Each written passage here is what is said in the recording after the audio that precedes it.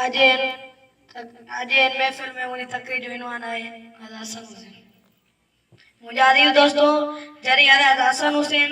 सुनता आया भी कुरान मजीद पढ़ता आया जरी वेदा आया भी कुरान मजीद पढ़ता आया इकड़ो निंद्रवी दो तो बियो कुरान मजीद पढ़दो हो जो बई निंद्रवी दा आया त बई कुरान मजीद पढ़ता आया निंद्रमई मुजाहिद दोस्तों इने जे बारे मां को केड़ी गाल चई केड़ी गाल चवा तई केड़ी गाल चवा जरे यजीद खत मोकले तो चेतो तो ताई ते चो असा तानी बैयत कदा थी त हजूर सल्लल्लाहु अलैहि वसल्लम जाने करे साहबी के मोकले तो ऊ अचे तो आई अची करे हालात दिसी हजूर सल्लल्लाहु अलैहि वसल्लम खत मोकले तो साईं एरे नहीं जो जेत जाते पुगी आऊं तो रास्ते को मोटो त हजूर हज़रत हसन हुसैन रज़ियल्लाहु अन्हु तो न मुर्तदैन अगना वददैन साथिन के थी करे अगना जी पोइदैन करबला में मैदान करबला में अची करे पोइदैन पुजदैन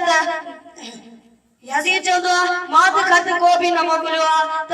ट्रेनी जो पूरो पानी बंद कयो विदो जंग शुरू थींदो विरदे विरदे सजा शहीद थी विदन साथी आखिरी दे हुसैन रज़ियल्लाहु अन्हु बचदो त यजीद के चंदो बागे बटे मिटन जो टाइम दे त मां बरकत न फिल परियटा यजीद चंदो इते पानी पियन ला तू ना तू वदू का तो कदे हजरत हुसैन रज़ियल्लाहु जे तो मां वदू मिट्टी मा कदम